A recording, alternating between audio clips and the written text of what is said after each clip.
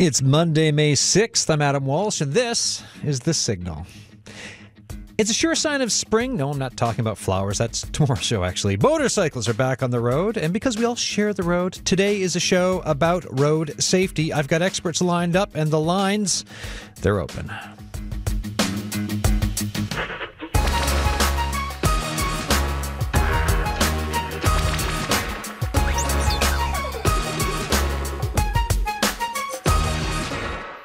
So May, it is May, right? May is Motorcycle Safety Awareness Month. So this is one of those annual shows that we do. The idea is to talk about the fact that, yeah, we all share the road. So what should we keep in mind to make roads safer for everyone? That's question number one for you. Question number two, what are your concerns or questions around motorbike safety, motorcycle safety? The numbers to call, 709-722-7111, 1-800-563-8255. You can text us, 709-327-8206. Emails, thesignal@cbc.ca. My guest we've got a couple call-outs that we'll do in the show, two to be specific, but my main guest here in studio, Les Snow, Iceberg Alley Rider Safety Coordinator. How you doing? I'm great. Yeah, we were just sitting down there before the show started having a talk. The news was on, and next thing you know, I look, and Amanda Gear in the control room was like, put on your headphones, making the gesture. I'm like, oh, are we there yet? We could have just kept yakking up through the show. Mm-hmm. It's a nice day out. Beautiful day. Nice day for, motorcycle riding. I am envious if anybody can get on their bike today. Sorry, I had to bring you in here for this. Why is it so important to do the show every year? Because, here riding is seasonal. Yeah. So motorcycles are off the road for essentially 6 months of the year, maybe 7 months of the year. Mm-hmm. And people literally forget about looking for motorcycles over our long extended winter, our early fall, our long winter, and our late coming spring. Mm. And then when motorcycles start popping out, they're a novelty again. Yeah. Tell us about Iceberg Alley Riders. We're a local riding group. We were formerly, most of us were the Goldwing Road Riders, which is an international group. Mm. They dissolved in 2022. So we stay together as our group. We have 75 local members. We ride every Wednesday during riding season, Wednesdays and Saturdays, and we do event rides every summer. And we stay together all year long doing safety courses in the winter, and we party together, we stay together, and it's if you don't want to be bored, great group. Go with any group, any riding group. You'll always have something to do. How long have you been riding for? I've only been riding for 12 years. Just 12 years? Yep. Huh. I picked it up late. I've always been around bikes. Mm. For me, my career has taken me to that I really don't have a lot of time to spend on recreational things. A motorcycle, I found, is my way to shut down work. Mm. I get on the bike and I think about the bike. I think about riding, where I'm riding, and it's the way of settling my mind. I find it's the best thing I've ever come across in my life to settle my mind down and enjoy just being out and enjoying the weather. So then 12 years ago, what got you into it? I've always had a lot of friends who have had bikes. Yeah. And even with the group I'm with now, I was friends with most all of these for 10, 15 years before I had a bike. Mm. And I'd do social things with them, occasionally follow behind them in a car. You never want to be in a car following motorcycles on a ride. It's just so boring. That's not it, yeah. That's just wrong. No, and this, why don't you try to get your license? Never considered it. I signed up for a course and I liked it and got my license. And then, next step was to buy a motorcycle. So they helped me find a motorcycle. And like I said, with our group, we're all about safety and training. And besides the formal training that I had with the school, we do rider training all year long. We do advanced motorcycle riding, we do skill training, we do seminars on sharing the roads, on winding roads, on how to maintain your motorcycle. We are big on learn. The more you know, the better. Why? It's going to protect your life. Yeah. It's going to save your life. You know, every single motorcycle rider has a story, bar none. Hopefully, they're all going to be near misses. Mine are all near misses. But I've got more stories than we can share in a 2 or 3 hour show. And I'm just one rider. But I know members, I know fellow riders, I have family members, all have had serious motorcycle accidents. And all different circumstances. Sometimes it's debris, sometimes it's this or that. I have a family member who got a car went out of an intersection, a side intersection, went onto the wrong side of the road, hit him head on. And his motorcycle and he both ended up underneath the car. Can I ask you that? Like, I've always been curious about this. Why do folks then continue? Like, if the risk factor is there, and ideally we could all live in a world where everyone shares the road, it is safe for everyone, and I mean, there's a car collision type of a conversation to be had here too, right? But with the extra risk factor around and the vulnerability around motorcycling, why keep doing it? It's the freedom of it. It's the relaxation of it. It is, of itself, it is a motor vehicle, but it's also recreation. Most of the riders here in our province, where we are seasonal, it's not like some places in the world where you can ride your motorcycle 12 months of the year, where they can be your primary source of transportation. Now, don't get me wrong, there's a lot of people here locally in the summer months, motorcycle is their primary source of transportation to get to and from work and around. But the vast majority of motorcycle riders here in this province are recreational riders. And it's, like I said, everybody has a story, everybody has a reason. I have mine.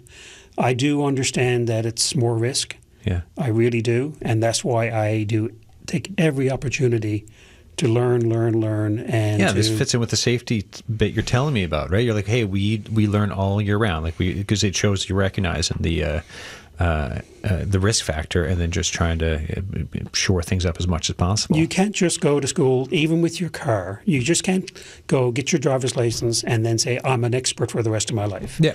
You have to keep practicing. You have to build your skill level. You have to do things that make you uncomfortable. And all of this makes you a better driver and a better rider.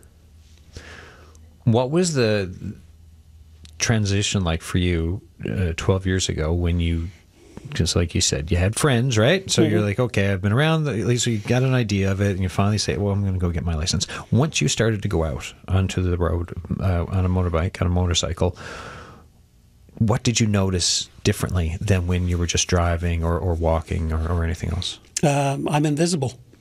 Right. A lot of cars just simply do not see motorcycles. They don't recognize them. They don't see them as equal partners on the road. They simply don't see them. I can say, without a doubt, since I got my motorcycle license, I'm a better car driver. And I've said over the years, when we have our conversations about motorcycle safety, and we have our mall show coming up there next week, where we interact with the public, you know, even if you're not interested in getting a motorcycle, go do the course. Yeah. It'll make you a better car driver. I've said this on the show before. I mean, I'll bring it up again now. I'm a better driver, I feel, since I started running, because it gave me such a different perspective in and around, and so we're mainly talking about the St. John's area, but anytime we bring the show anywhere too, like I run, like I'll go for a run typically if the show, whether we're in Gander or the West Coast or wherever, like I'll go for a run, and it just gives me a different appreciation for the community I'm in, but also it gives me this awareness about how folks drive, what folks are aware of, and that's helped me with what I'm aware of just by running, right? I know if I'm running down the road, and even though it might tell me I can go across with the light, if I don't make eye contact with someone who's there at the intersection, it looks like they may be turning, then that's a big risk factor for me. So this is like, these are some of the things, and it's also made me way more alert for pedestrians and also motorbikes because of this experience over the last 5 years or so for running in St. John's. Yeah, anything you can do to see it from somebody else's perspective is great. You know, it's, again, one of the things we keep saying over and over again, you can be dead right or dead wrong. You're still dead. Yeah, right. So, you know, again, most motorcycle riders know that they're more vulnerable. Try to avoid situations to put them into getting into trouble. that's something, that mindset really doesn't happen with a lot of motor vehicle drivers, truck drivers, car drivers. We see the dirt on the road. We're trained to look for hazards. Yeah. We see the potholes. We see the wet leaves. We see the gravel. We see the pedestrians. We see the dogs alongside of the road that can pop out of it. So we're more alert. And again, for me, I've always been trained, and I've been around riders who have been very good at riding. Yeah. It's not just throw your leg over the bike, and just go whatever. Most of my friends, full gear all the time. You always wear your riding boots, your gloves, proper jacket, armored pants, helmet, eye protection. It'll be rare, very rare to see one of my friends riding without all their gear on all the time. It's just the way we are. But again, you'll see the hazards. We're trained to look for things like you running. You'll see walking or running around the city, just like we do on motorcycles. You'll see so many people with a cell phone up to their ear, or looking down texting. You don't see that car to car. Yeah. But when you're walking or running or on a motorcycle, amazing how many people you'll see with their head down looking at a phone. Right. No, apparently looking at the phone. Yeah. Tell me then, I know you got a bunch of them, but give me an example of a near miss that you went through. One of the ones that stands out to me, I was actually in traffic in the downtown. Beautiful summer's day, picture perfect. I was in traffic, and a car came up out of the side intersection and pushed literally right up against my leg. Really? And I was waving my hand saying, stop. Yeah. And other car drivers were hitting their horns and whatever. And the driver, I'm not going to say male, female, or age, put the window down and said I was a nuisance on the road. I shouldn't be on the road. Right.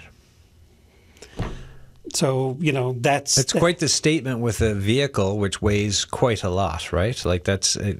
Wow, I mean that's a scary situation. But it was literally pushed against my leg. Yeah, exactly. And that person didn't care. I was a nuisance. I shouldn't have been there. I was interfering in their path of travel. Interesting. Right. Okay. So that's before we'll go to the phones in a second. But before we do, give me one other example of a near miss. Well, near miss. People pulling out in front of us. Yeah. And this happens. We ride every Wednesday evening. We ride every Saturday. I'll tell you right now, it'll be hard to get through a Saturday ride without somebody coming out of a side street or parking lot and cutting us off. Right. Because they're oblivious to us or just don't see us or don't care. We've been cut off and had to make panic stops more times than that I can count. Wow. I was going down to... God, I can't think of the name of the community right now. Anyway, I looked, because we trained to make eye contact. Yeah. I saw somebody coming out of a service station parking lot. I looked. I thought I made eye contact. He was looking straight at me, but unfortunately he was looking through me. And as I got closer, he gunned her. And again, I didn't drop my bike, but I came damn close. Yeah, right. And that, I mean, you can the amount of injury that could be had for dropping your bike while riding, depending on speed and everything else in protective gear, but it can be anything from injured to also life-altering injuries or worse, right? Yes, absolutely. Yeah. This is The Signal. I'm Adam Walsh. Today on the show, because May is Motorcycle Safety Awareness Month, this is a show that we do every year, right? One of these annual shows that it's important to talk about, the idea about the fact that we all share the road. So what should we keep in mind to make roads safer for everyone? And I'm talking about whether it's a motorcycle, a truck, a car. If you're on the road using it, what should we keep in mind to make roads safer for everyone? And the other question we're asking: what concerns or questions do you have around motorcycle safety for riders? The numbers to call: 709-722-7111, 1-800-563-8255. Text us 709-327-8255. 206 or email us thesignal@cbc.ca. My main guest here in studio, Les Snow, Iceberg Alley Riders Safety Coordinator. And right now on the line, welcome back to the show, Darren Dunphy, Safety NL's motorcycle and off-road safety expert. How you doing, Darren? I'm doing well, thank you. Have you been riding it this season or what? Well, from the course point of view, the safety training course that we provide, this will be our third weekend just passed. Okay. So we've been on motorcycles in there, obviously. Excellent. And my personal situation, I had it out, but I really didn't ride it till yesterday. Okay. How was yesterday? It was, honest to God, it was a decent day. The sun was shining. It was cool. And listen, I got back in the garage unscathed. Hey, there you go. Right. So I consider that a good ride, right? Yeah, no, it's a great thumbs up there from Les. Tell us about the safety. Tell us about the course that's going on. Well, as per normal, this is our, I can't remember now, this is our 40th year sequentially. Safety NL provides the safety training program, but whereby it can take an absolute beginner that has never sat on a motorcycle before in their lives. And we can take them from that point onward through a process whereby we can hand them their license. Mm-hmm. So it's a fully involved program whereby the novice, the person that has no experience, can learn gazillions. And week after week after week, we will get also experienced riders in that have had previous experiences. And when they finish, they, not rave, that's not the right word, but they talk about how much they've learned and how much they realized they didn't know. So we get great pride in saying that, where we take an experienced rider in and we can actually teach them a few things as well. What are some things that more experienced riders have learned or have flagged or kind of pointed out that, oh gosh, been riding for a while, didn't know this was interesting? I guess the list is long, and I'll just hit on a couple. We and Les can attest. I just heard him speak. When we're on the road, obviously we are the most at risk when we're sharing roadways with other vehicles. So we try to instill in these students our job one when we sit on a motorcycle is to make sure we're seen by other vehicles. It's not another vehicle's responsibility to see us. We must make sure that they see us. So it's our job. And there's things we can do, obviously, to make that happen. And Les, I'm sure, can attest. Lane positioning is huge for us, where we place ourselves on the roadway such that oncoming and traffic that we're following can see us at all times. Our motorcycles, have a role to play as well. Our lighting package, and I just mean headlights, taillights, signal lights. They need to be working in good order, bright and loud, so to speak, such that because any motorcyclist that has been on the road for any length of time whatsoever, they've either heard a story or been involved themselves, and the car driver probably would, first thing they say, I didn't see her. And I say, we haven't done our job. Motorcyclist, I mean. Now, again, not putting responsibility on the motorcycle driver as in fault goes. No. But we have an utmost responsibility to make sure we're seen. So that can come into the package where your personal protective equipment, i.e. your jacket, your pant, your helmet, all that sort of thing. We preach about loud colors. By loud colors, I just mean the safety type colors, the neon greens, the oranges, those types of loud colors, right? Because it has been proven, studies have been had over and over again, it's been proven that these things work. They drag the attention of the car driver to us, and if they're looking at us, they saw us. So that's half our battle right there. You asked about how other people come in and experience riders. We do a pretty extensive emergency braking technique lesson in our program during the weekend. And we find a lot of even experienced riders, and I don't mean 1 year, 2 year, 3 year experience. I mean 20 plus years experience. They'll come in and, although they're competent, don't get me wrong, they're competent on their bike, But when we put them through some of these skills, they're less than competent because they've never practiced these skills. They've never been taught them, in an organized fashion whereby somebody, I guess, really knows the subject matter, can tell them all the intricacies of the emergency braking technique.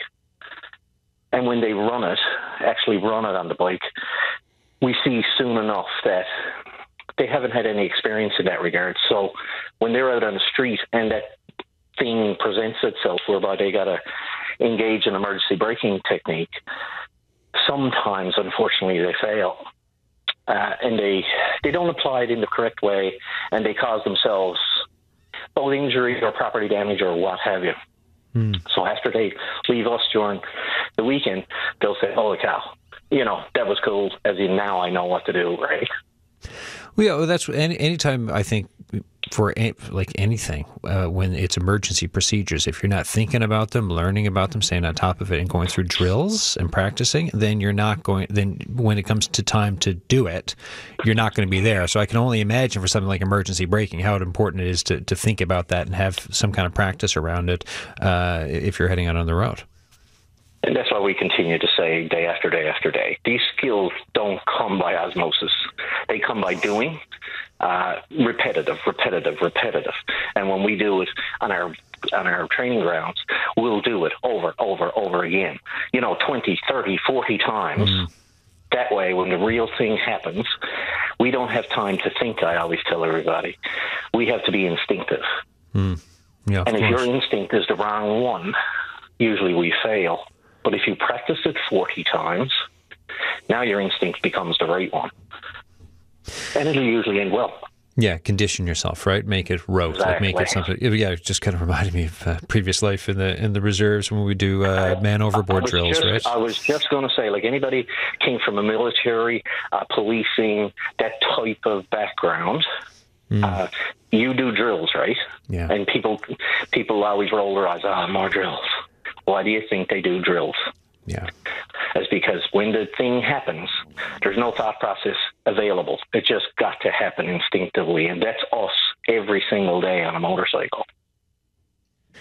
What would you like to, is there anything about the driving culture of this province that you would like to see change to make the roads safer? And that can be for folks who are riding or driving any type of vehicle. We always talk as motorcyclists about the cage drivers, right? The car drivers, truck drivers, those types of folk. We all have a responsibility. Motorcyclists and car drivers alike. We have, as motorcyclists, we have bad drivers out there as well. Most people don't want to talk about it, but I'm that guy. We have lots of motorcycle drivers out there that are just as irresponsible, if you will, as some of the car drivers that we see every day. So everybody seems to have a responsibility that we just got to get better. Our driving ability here in this province, and I've been fortunate to be able to drive in many jurisdictions. And to be honest, the driving abilities or the driving culture, like you said, is poor here. A lot of drivers, both motorcycle and car, have the I'm the only person on the road syndrome. As in, they drive, when they leave their home, they drive as if they're the only person out there, and they don't have to worry about another soul. And usually that ends badly. And for motorcyclists, it'll end worse than a car driver, obviously. So we have the responsibility to get better. If that means training, and I don't mean us, I just mean training, as in to get better at your skills, so be it. Or it just got to come with a mindset. Driving, I know it's an old term, and again, people will roll their eyes, but driving is a privilege, right? Yeah. So where on the roadways, and I'm sharing the road with you today, I have a responsibility to look after you as well, right? If I drive irresponsibly, the distracted driving in this province is massive. It's huge. And Liz, I think, spoke on it as well. When we're on a motorcycle, we see more things than the typical car driver. You see everybody on a phone, for example. You know everybody that's maybe partaking in some kind of smoke drug or whatever, because we're out in the air and we can tell everything that's going on.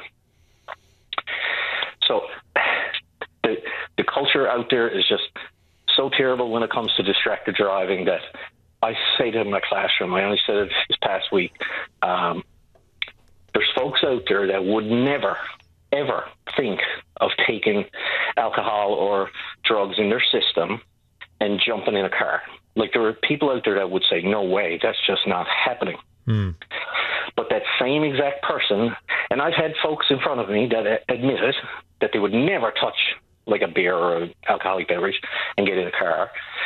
And I said, but if you're going down the highway and somebody texts you, will you answer them? Yeah, right. And if they're honest, like some folks, they'll say, yeah, I'm probably guilty of that. I said, fair enough for being honest with me, right? But so think about that for a second. The impaired driver is not necessarily, now don't get me wrong, it's a problem.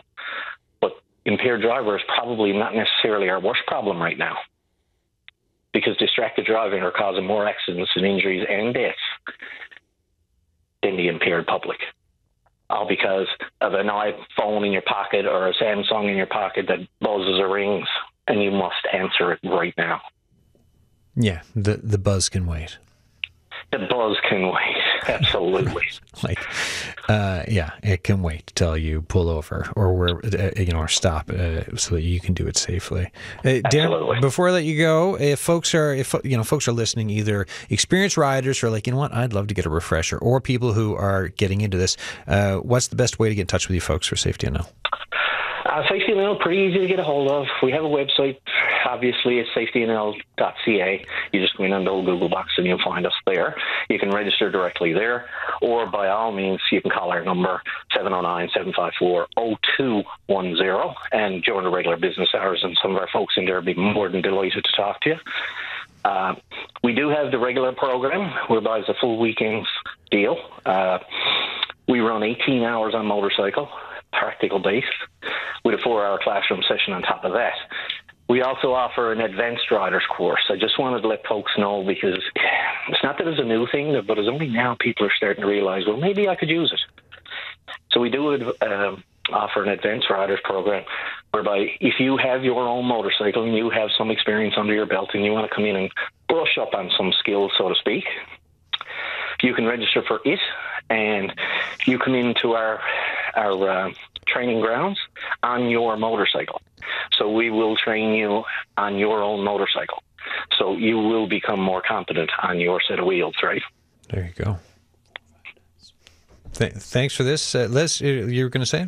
Well, I said I've done that similar course, advanced motorcycle riding, every third year since I've been riding. So there you go. And it's amazing. You get to practice your tight turning, stuff you don't do all the time. You get to practice your panic stops that you don't do all the time, your collision avoidance, which you don't do all the time.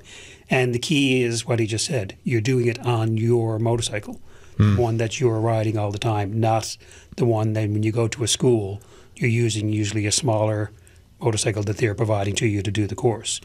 The key is your motorcycle, and then you learn how to actually handle your motorcycle better. Darren Dunphy, thanks as always, man. Stay safe now this summer, and I appreciate it. I thank you for the opportunity. All right, buddy. Cheers. Darren Dunphy there, Safety NL's motorcycle and off-road safety expert. Let's go to the phones. We've got someone's been waiting for a little bit. Hazen Murphy's on the line, calling in. Hi. Hello, how are you? Good. How are you? Thoughts, questions? Just the previous caller, what I was going to suggest right now is actually going on the bike and stop it and stop taking tire pressure, getting ready to roll. You're cutting in and out there. Let me just get the folks in the control room to call you back just to see if we can get a better line, and we'll go. We've got someone else on the line here now too. Take you off speaker. Is that any better? Hold on, let me see. Is that any better? Oh yeah, this is better. Yeah, there you go. So go ahead. Tell what were we going to say? Sorry. Oh, that's okay. No, it's just going to say I'm here now changing the oil and wiping the dust off the bike and getting ready to roll. Maybe go for a run later. Excellent. Yeah, and I was just going to bring up, like your previous caller said, and it's something good to do, something I do. Just find an empty parking lot, find a clean parking lot, no crushed stone, no dust, no whatever on it, and practice emergency stops. There you go. Right. Practice them before you need to stop in an emergency. And before they go, how long have you been riding for, anyways? 30 plus years. 30 plus years. Right. So, how many, like many near misses then over the years? Like how what's it been like safety wise for you in riding? Oh my God. How much time do you have? Yeah. Okay. Yeah, lots. I mean, lots. It's like your guest was saying. I mean, if you're riding, I mean, a lot of people still don't think we should be on the road. We still think that we don't have the same rights on the road as they do. And you have, like you said, you have to ride like you're invisible. You have to be in safety mode 24/7. There you go. Hazen, I appreciate the call. Stay safe riding and enjoy today. It's I enjoy any time I'm looking out here on the Parkway, and the sun's out here in St. John's, so it looks like a nice day, dry pavement for riding. So good luck out there and stay safe. Awesome. I'm up in Salmon Line. I might make a run to town later. Oh, there you go. Enjoy it. Cheers. Take care. You too. See ya. Bye. All right. This is The Signal. I'm Adam Walsh. May is Motorcycle Safety Awareness Month. So for this show, we're asking, what should we keep in mind to make roads safer for everyone? What are your concerns or questions around motorbike safety? The numbers to call, 709-722-7111, 1-800-563-8255. Text us, 709-327-8206. Emails, thesignal@cbc.ca. My main guest, Les Snow, Iceberg Alley Riders. Les is the safety coordinator with them. Let's go to the phones now. We've got Constable Jolene Garland on the line from the RCMP. Constable Garland, how you doing? Not too bad. How are you? Good. Thanks for coming on the show. We just wanted to get a safety, obviously, it's a safety show, get a safety message across, but I'm just wondering, for officers out patrolling the road, what are the things you folks run into, the big things? Because we've heard distracted driving. What are things you're seeing out there for that are making the roads less safe for folks? So, when we talk specific to motorcycles, we certainly want all operators to obey posted speed limits, whether in town or on the highway. A couple bad apples certainly make it bad for the group as a whole, and we'll be looking for those that are not obeying the speed limit for sure. They're certainly putting themselves and others at, unnecessary increased risk. We want operators to make sure they're sober and well rested, that when they, try to change lanes and et cetera, they do check and double check their blind spots, of course, to make sure that it's safe to do so. We're looking at operators to ride within their ability and their skill level. So, sometimes starting out small, if you're a newer operator, instead of having a larger, more powerful bike, it's proper to drive within your skill set. Certainly to wear approved helmets, and not only to wear them, but to make sure that they are fitted properly and fastened. In a number of our collisions in the past, certainly fatalities, we have evidence to suggest a helmet was worn during a crash. However, it came off during the incident, which leads us to believe that they were not properly fitted or fastened. So we're obviously asking people as well to consider high visibility and protective clothing. High visibility simply for the fact you're traveling on a much smaller vehicle than most motor vehicles are, and we want to increase, driver awareness of your presence, especially if another motorist is trying to change a lane and may miss seeing, the motorcycle just by the nature of its size. So wearing high visibility clothing helps drivers see and be seen. And with respect to protective clothing, of course, if you do come off the bike, aside from your helmet, there's very little that can protect you from damage such as road rash. So even though the weather is getting nicer and warmer, we don't advise people to, wear shorts and a T-shirt on a motorcycle. It's certainly not offering very much protection. No, just the thought of that scares the bejeebers right out of me when I think of what could happen to flesh. Lately, in recent years, Constable, we've seen more and more dash cam videos, right? So you see folks doing stuff they shouldn't be doing when they're driving, and so this, I think, in one hand, it creates an awareness around what is happening, what some folks are up to out there. But I'm just wondering, are they road wise for obeying the rules of the road? Are folks getting better at it? Is it staying the same? Is it getting worse from your point of view? What do you think? I mean, it's very well individualized. I think that we have responsible, law-abiding motorists who have been that way and will continue to be that way. I think, likewise, we have motorists who, exceed the speed limit, take those increased risks and those chances. And, it's kind of just an individualized thing. So we like to think that our officers are certainly apprehending those that are in violation of the law. And we hope that, during the first first encounter, if a ticket is issued, that there's a lesson learned, and that they continue to drive safely after the fact. Anytime anybody suspects that somebody is operating in a dangerous manner to themselves or anybody else, we would love to hear from you at that time. Like an immediate report is very helpful to identify the location, where you are, the description of the vehicle being driven, a description of the driver. If you have it, a plate number is perfect. So we're looking to really make sure that our highways are safe, our roadways are safe, our communities are safe, and we can certainly use the public's assistance, in the areas that we might not be at the right place in the right time.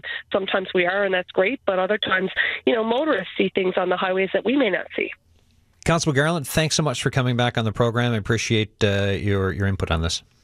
Take care. Thank you. All right, Constable Jolene Garland there with the RCMP. We got a text in from Jeff.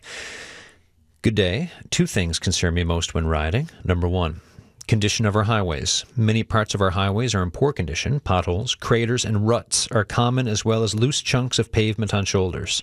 I've been riding for 40-plus years, and I've learned to be vigilant. I'm always concerned about visitors to our province getting off the ferry and not being aware of how bad the highways can be. Number 2, texting and driving by motorists, even in slow traffic or stopped at the lights. My bike is close to 1,000 pounds. With my wife and I aboard, much more. Even a touch by a car to my rear end is most likely going to cause me to go down. Weight and hot pipes not going to end up nicely. Thank you so much for that text there, Jeff. Folks, if you want to get in touch with the show, the lines are open. We've got a couple people in the queue. We'll be getting to you shortly. 709-722-7111, 1-800-563-8255. Texts 709-327-8206. Emails thesignal@cbc.ca. My main guest, Les Snow, Iceberg Alley Riders, the safety coordinator. Thoughts on anything you've been hearing so far? Well, there's very little I can disagree with. Yeah. Right, it's all there. Yes, it's all there. Like Darren making great points. The key things that keep getting repeated. Yes, Yeah. It's distracted driving. It's aggressive driving. Right across the board. That's what's going to, injure people on both cars, motorcycles, trucks. But the thing is that the point that we keep making, even though we are equally sharing the roads, motorcycles more vulnerable. Yeah, it's that simple fact. Defensive driving is key with everybody. We've got. Let's go back to the phones. Dick Whitaker's on the line. Hi. Hi, how are you today? Goodbye. The sun's out. How you doing? Oh, fine. I was out for a little bit. I'm going to get out again. I got a lot of garden to do. Oh, excellent. By the way, tomorrow's the kickoff of gardening season. Ross is in tomorrow. So, excellent. Yeah, yep. There we go. Yep. But for today's topic, thoughts? Well, first thing, it's very timely because this is a time when people start to get out more on the road and so on. So it's a good thing to have this at this time of year. But the second one is on my own experiences. I one time owned a very small 125 BSA, and I had an accident, only one, but I'll call it an accident. They're never really accidents in a lot of cases. You're at fault, or someone's at fault anyway. But I was going towards town in a rainy day, wet road, and so on, from Portugal Cove. And when I went round the corner at this end of Windsor Lake, I slid off. The bike slid away from under me. I ended up a feet from behind a bus coming the other way. So, but for that, I wouldn't be able to be a public nuisance now. Anyway, wow. I didn't understand why, because I'd done that lots of times before, a good tread on the tires and all that kind of stuff. And I realized a while later that I'd pumped the back tire up at a gas station with one of those, air pumps with a meter on it. And the meter wasn't working, and I had 70 pounds in the tire when I should have had 30 or so. And so it was like riding on a piece of, a thin piece of wire, Yeah. And so, but what I'm trying to message here is for people is to say, okay, you really, really have to be careful of that side of things. It's not just, you can't take chances, because the tires are meant to work at those pressures that they're listed for and all that kind of stuff.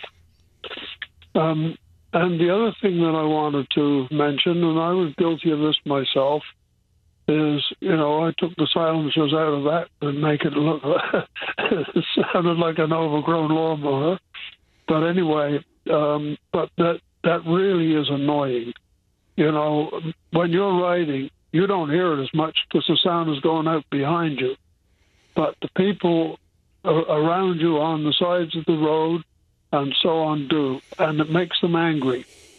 And that means that they resent the motorcyclists on the road then, and it doesn't stop just there, if you know what I mean. And even to the point where there were a couple of fellas on motorcycles on Water Street one time when I was, at a really good concert. And I am, to this point today, I believe they deliberately stopped outside there 2 or 3 times with with the silencers gone and letting it rip. And, that really, really annoys people. And, you resent them. And the other one that is annoying is those motorcyclists who weave in and out of traffic, often at a greater speed than the speed limit. And drivers often can't see them. So, it causes problems for the drivers in cars, and they probably do more braking than they would normally and stuff like that, and cars behind them and all this kind of stuff. So that kind of thing, consideration, basically. And one more thing. Yeah, sure, go for it. Yeah, if I may. One of the things that's quite annoying out in Portugal Cove, St. Philip's, there's youngsters on off-road bikes. They're on the road, and again, quite often without any silencers and whatever, but they roar up and down and do wheelies and this, that, and the other. And quite often the roads themselves, it's been mentioned before, have holes and this in them, and it won't take much for someone doing a wheelie. If they went in one of those holes, they'd be off there and they'd be hurt. And when you get hurt off a motorcycle, too often, that it becomes a very serious hurt because you got even with the leathers and that, whatever, which I never had, by the way. You're going to get badly damaged, and some end up as paraplegics and things like that. So I think that's quite enough to go on with, but these are real concerns, and motorcyclists have to take the responsibility for their side of things and not just, think the car people are inconsiderate, which many are, of course. So I'll stop there and let you go. I appreciate the list, sir. Thank you so much, and I'm looking forward to hearing you either on any gardening day or any show that you want to call in. But like I said, gardening's tomorrow. Thanks for the call on the bike safety. Appreciate it. Thank you. Take care. All right, Dick Whitaker there, Portugal Cove, St. Philip's. Lots of stuff. And before I get to back to my in-studio guest, another text came in. Not only bikes, bicycles, Adam, drivers on the Avalon are not aware of other vehicles. We see cars cut in front of us often, oblivious to others. Another text coming in. So lots there. So lots to talk about from what Mr. Whitaker was saying for many different points. Former motorcycle rider himself, a while back. Les Snow is my main guest. Thoughts on either Mr. Whitaker, the text, or anything else that we've been talking about? I'll comment on the tires. Yeah, sure. Where he said he unintentionally overinflated his tires. Yeah. For most riders now, motorcycle riders, we check our tire pressure on a regular basis, every week, every 2 weeks, just to make sure, because that is our point of contact on the road. We need to have good tires and have them inflated properly. Overinflating, underinflating, your bike will not perform properly. Yeah. And the point to make to car and truck drivers, somebody who doesn't ride motorcycles, and this was explained to me when I first started riding in the school, and it's been explained to me many times over the years. For car and truck drivers, all you do is make a fist. And the size of your fist is basically all we have in contact with the road. Yeah. Because our tires are more rounded because we lean the bikes for two-wheel bikes. So that's our contact with the road. We have minimal contact with the road. So we need to have our tires in really good condition and the pressure's right. Jerry George is on the line calling from Steady Brook. Hi, Jerry. Good day, good day. How are you? Good, good. So how are you, and what are your thoughts on today's topic? Well, I'm a long-term rider, and, I'm calling in today about a couple of things. One of the things is this time of the year, when they're concerned about things that are happening on the road as far as making sure the roads are safe. It'd be nice if they'd pay a little concern to removing the sand that's been in large amounts placed on all the roadways, because from a bike rider's point of view, and in the gentleman's comments about the tires, is, when you're going around off a ramp on the highway or something of that nature and it's covered in sand, it's the equivalent of being ball bearings on the road under the tires. It's just an easy way to go down. Anyway, the main thing I wanted to talk to you about was from a riding point of view, one of the pleasures I get out of riding a bike is that, it's a manual transmission, and I get to do everything that's necessary for the bike to move forward and to slow down. And in slowing down, I generally gear down through all the gears, and I rarely touch the brake until I'm pretty close to stopping. And so I had an experience in New York State a few years ago where I was down touring around with my wife, and I had a driver pull up beside me and coming off a ramp down into one of the communities, and he said, I think your brake light or your tail light's gone on your bike. And then I began to realize that, my habit of gearing down and not touching the brake means that the drivers behind me don't get a really very good signal from the fact that I'm slowing down. And so I went out and searched the marketplace for what was out there from a technology point of view, and I'm on the call today to recommend something that I purchased. It's a product called Brake Free, and it comes from BrakeFreeTech.com. It's a light that mounts on the back of your helmet. There's no app. There's no connection to your phone. There's no having to do updates. It's a very simple technology that works on the basis of it senses a change in forward motion and flashes the light. So as I gear down on the bike, as I'm slowing down, every time I hit another gear and I slow on my forward motion, the light on the back of my helmet flashes red every time. And I have a mount on the back of my wife's helmet so that I can transfer it to her helmet when I'm riding. And so it provides me with an opportunity to ride safely. It's convenient. All I got to do is charge it up. I don't have to worry about anything from a technology point of view. And, it's got 3 simple settings. It's either on, it's flashing, or it's in an emergency mode. And from a safety point of view, it certainly provided me with an ability to be able to warn the drivers behind me that I am slowing down, and if I'm slowing down quickly, this thing is flashing quickly, right? So anyway, I just thought it would be a tip that people might be interested in using in order to make it more safe on the road. So I appreciate the call, Jerry. Thanks so much, and safe riding this summer. Okay, thank you. Bye-bye. Cheers. Well, this speaks to the visibility bit, right? Just talking about being as visible as possible on the road. If you've got an extra thing up the back of your helmet when you're slowing down, Les, you tell me, it sounds like a good way to be visible to me. Any way that you can increase your visibility is better. Yeah. I've never seen that product. Yeah. None of our riders and our members have helmets with lights on them. Have seen various things online. Yep. But again, it's about the training and the advanced training. In the advanced training, they tell you, even though you are gearing down, you don't have to put your brakes on full. All you do is touch your brake ever so slightly, and your brake lights will come on. Yeah. So again, alerting the driver in the back not to rear-end you, because you do not want to be rear-ended by a car when you're in a motorcycle. We don't have bumpers. No, right. They're not. They don't exist on motorcycles. Here's a text.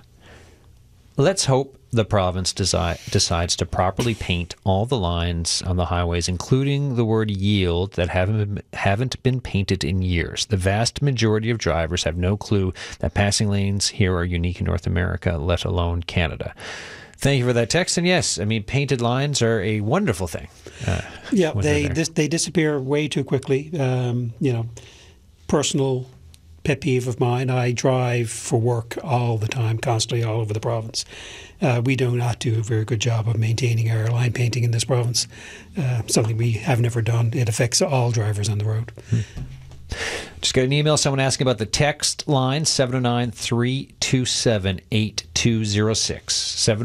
709-327-8206, or just email us, the signal at cbc.ca when it comes to any questions, especially for the topic today. And this is, like I've been saying through the show, the whole show, it's a safety awareness show. May is Motorcycle Safety Awareness Month. We're running down on time, but we could, if you want to send a text or an email, we do have some time left. So the signal at cbc.ca, 709-327-8206 for texts, and the number 1-800-563-8255.